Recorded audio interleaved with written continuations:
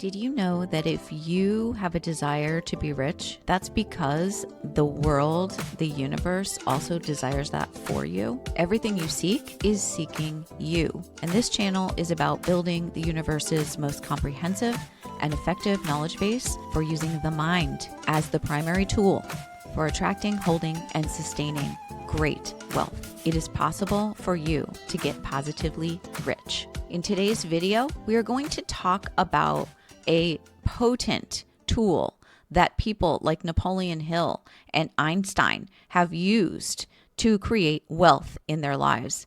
And this is the Invisible Council. This is a powerful practice for accelerating wealth consciousness.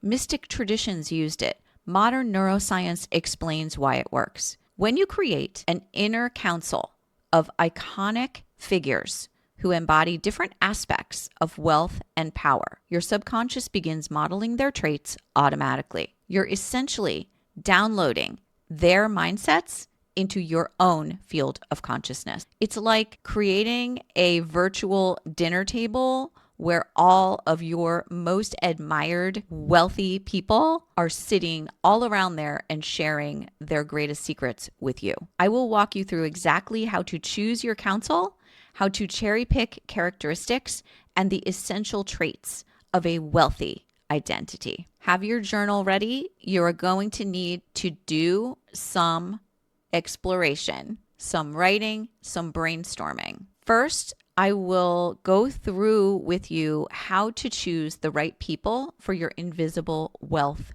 Council. You want a blend of expanders, iconoclasts who represent different dimensions and aspects of wealth. Each person should activate a unique frequency within you.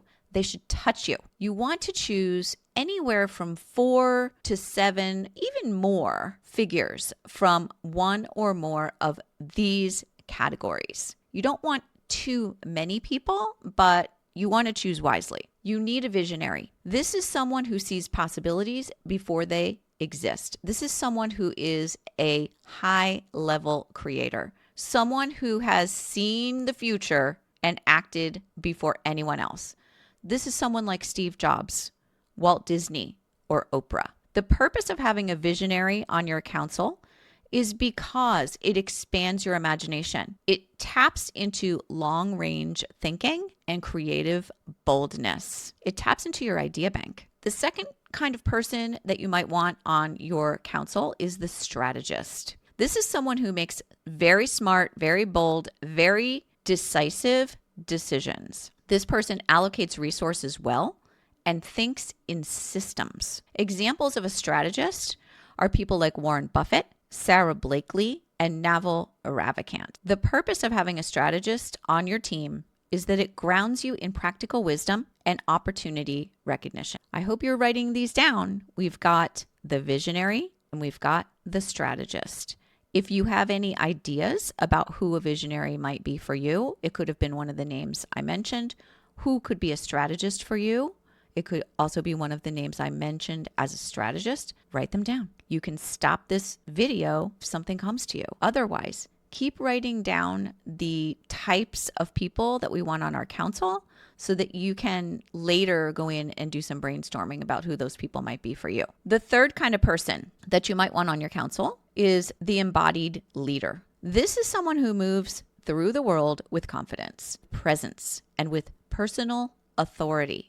This is a person who really embodies their own brand. Like they're a whole vibe. Examples of this would be someone like Beyonce, Tony Robbins, or Gwyneth Paltrow. The purpose of this embodied leader on your council is to strengthen your energetic posture and to bolster your self-worth. Super important. These are people who don't care what anyone else thinks of them. They are leaders. The fourth kind of person to put on your council is the magnet. This is someone whose energy attracts wealth without even trying. They attract people, they attract opportunities naturally. Examples of magnet personalities are people like Rihanna, Richard Branson, and Zendaya. The purpose of having a magnet on your Invisible Council is to help you activate your charisma, your receptivity, and your flow. This is where your vibe is created.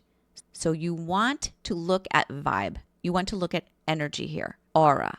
Find somebody who you really admire for this and put them in the place of the magnet. The fifth kind of person to put on your council is the sage. This is a spiritual or philosophical guide who holds abundance from a deep place of alignment. Examples of a sage would be people like Wayne Dyer, Abraham Hicks, Deepak Chopra. The purpose of having a sage around you is because it keeps your wealth identity grounded in consciousness rather than fear. This is a part of your spirit. It's a part of your soul. You are the integration of mind, body, and soul. You need this part, the spiritual part, the soul part. It's a necessary component. And there's so many icons out there that you can put at your table to fill this role. And the sixth kind of person that I recommend is the philanthropist. This is someone who uses their wealth to uplift others. People like Mackenzie Scott, the Dalai Lama, a high-level donor to charity.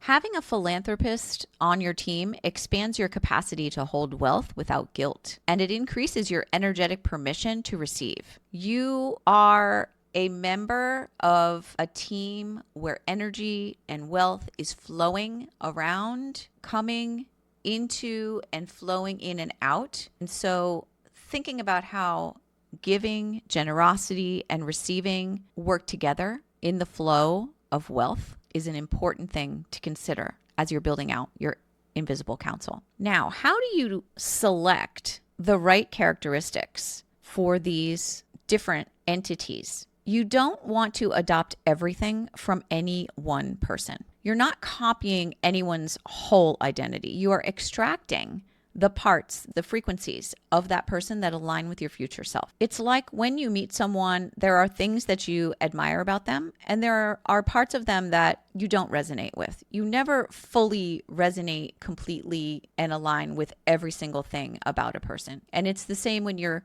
choosing your invisible counsel. You want to extract only those things with which your future self, the person you are becoming, is energetically aligned. Here is how to cherry pick these traits with precision and intention. Step 1, identify the qualities that spark activation in you. Ask yourself, when I look at this person, what specifically inspires, attracts, or excites me? Is it their confidence, their calmness, their serenity?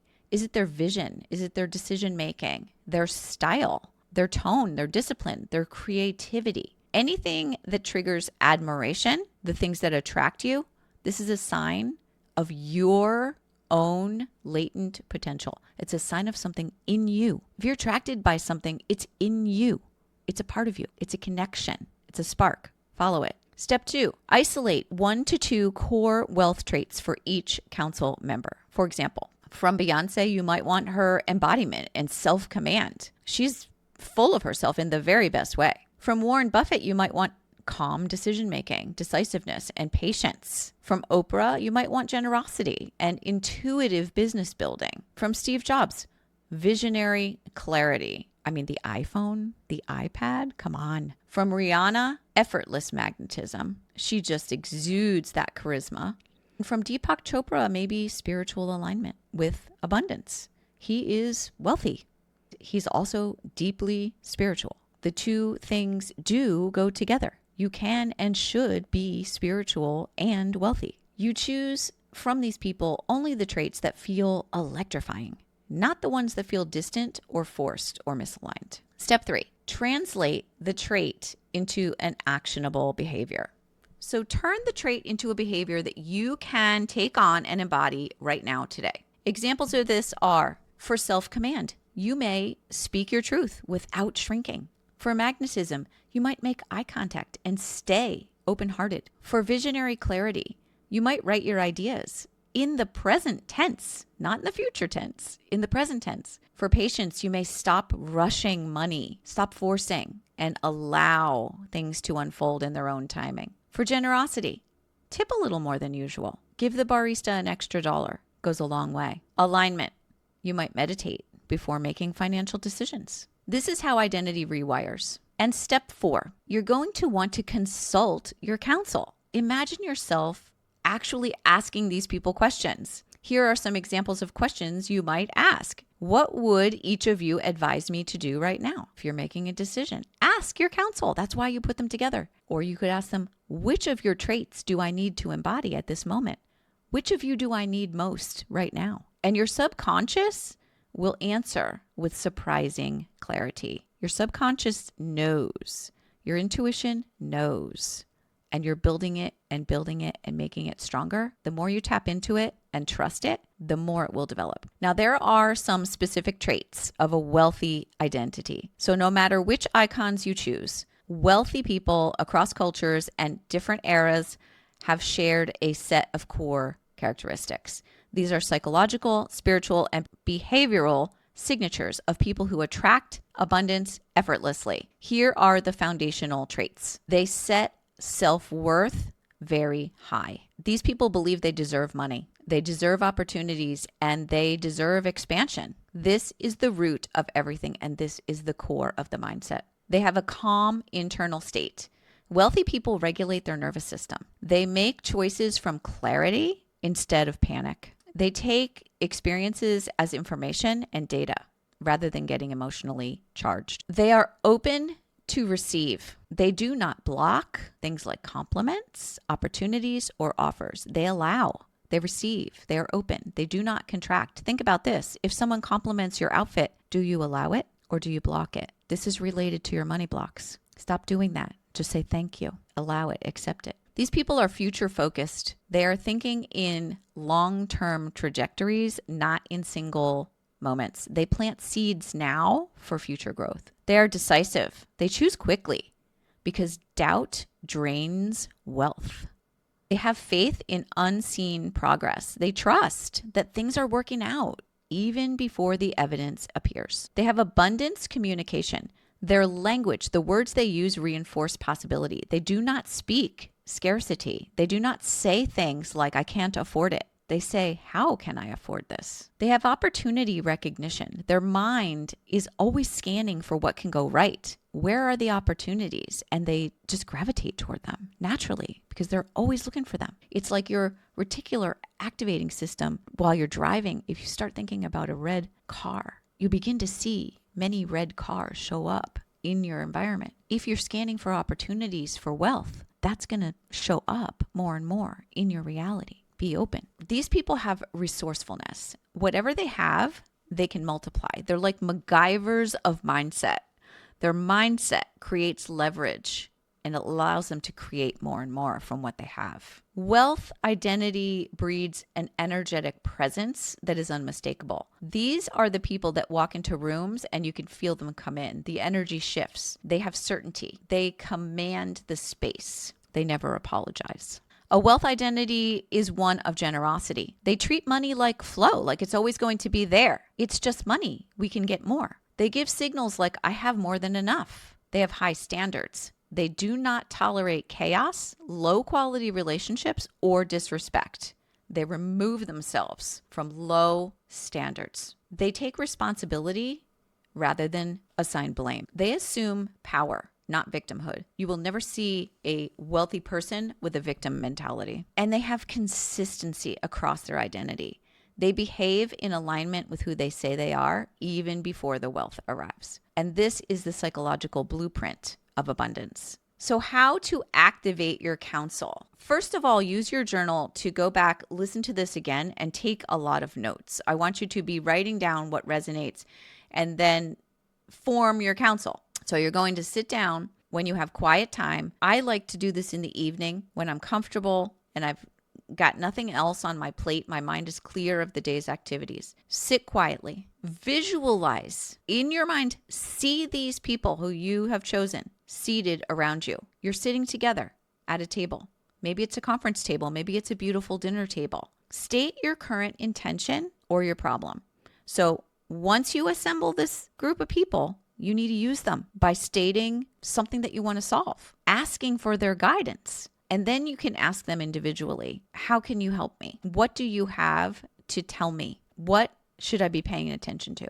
And what might happen is that You will ask the general question and you will see certain members of your council will step forward. Depending on the question, your subconscious will know who has the answers. Pay attention to that when it happens, because these are the traits that will feel most alive to you. These are the places where you are ripe for expansion. And then commit to embodying that trait. What they tell you to do, do. What you know in your heart you have to do, do. Do it. That day, do it the next day, do it every day. This builds an integrated, wealthy identity with depth and stability. The Invisible Council is one of the most powerful wealth creation tools that you can use. Take your time to create it and use it wisely. It is amazing. Let this information penetrate into your soul and let it transform you. And go forward with this knowledge and allow yourself to be rich. You got this. It's yours. If it wasn't meant for you, you would not desire it.